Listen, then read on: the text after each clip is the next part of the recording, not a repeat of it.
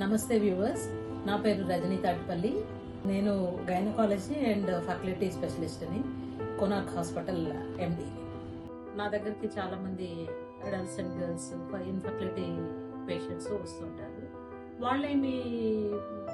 వాళ్ళ main complaint ఏంటంటే menstrual irregularity and తర్వాత ఒబేస్గా ఉన్నాం మేడం.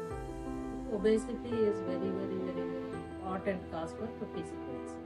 పీసీఓఎస్ ఎక్కడైతే ఉంటుందో అక్కడ ఒబేసిటీ తోటి ఇన్సులిన్ ఇంబ్యాలెన్స్ తోటి లిపిడ్ ఇంబ్యాలెన్స్ ఉంటుంది. కాబట్టి మనము blood sugar levels and cardiac టెస్ట్లు అండ్ లిపిడ్ ప్రొఫైల్, తర్వాత బిఎంఐ, ఇవి చూసుకోవాలి. ఇవి కాకుండా మనము మెంటల్ హెల్త్ కూడా చాలా చాలా ఇంపార్టెంట్ పీసీఓఎస్.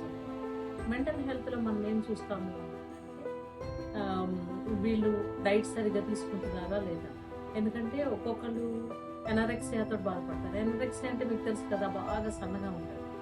అది వాళ్ళకి సరిగ్గా ఫుడ్ తీసుకోవాలని అనిపించదు అండ్ డిప్రెషన్లో ఉంటుంది ఈ పేషెంట్స్. సో మనము ఇవి మనం చూసుకొని ఆ డిప్రెషన్ ఎనారెక్సియా ఉందా లేదా అన్నది చూసుకొని మానిటర్ చేసుకొని వాళ్ళకి కౌన్సిలింగ్ ఇచ్చుకుంటే చాలా చక్కగా వాళ్ళు రెస్పాండ్ అయ్యే అవకాశం ఉంది. ఇంకొకటి మూమెంట్. ఇందాక మనం మూమెంట్ చెప్పుకున్నాము, మీల్ చెప్పుకున్నాము అండ్ మానిటరింగ్ మేనేజ్మెంట్. ఇప్పుడు మేనేజ్మెంట్ ఏం చేస్తాము అన్నదంటే just obesity control and exercise, diet, ఇది. తర్వాత ఏదైనా ఇన్సులిన్ లెవెల్స్ ఏమైనా మనకి హెచ్చు తగ్గులు ఉంటే వాటిని మానిటర్ చేసుకోవాలి and daily half an hour exercise చేయడం, ఇవన్నీ చాలా ఇంపార్టెంట్. సో దీంతో మనం పీసీఓఎస్ని కంట్రోల్ చేయవచ్చు. అంటే మన దగ్గరకు వచ్చిన మీ అందరిలో ఎవరికి పీసీఓఎస్ ఉండొచ్చు అంటే మీరు ఎలా గుర్తుపట్టాలి?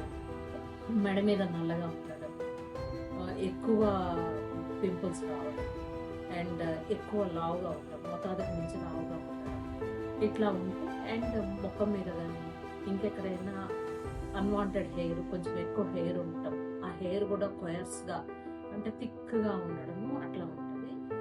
అది ఉన్నప్పుడు మీరు తప్పకుండా డాక్టర్ని సంప్రదించాలి. And yoga along with exercises, yoga కూడా చేస్తే చాలా మంచిది.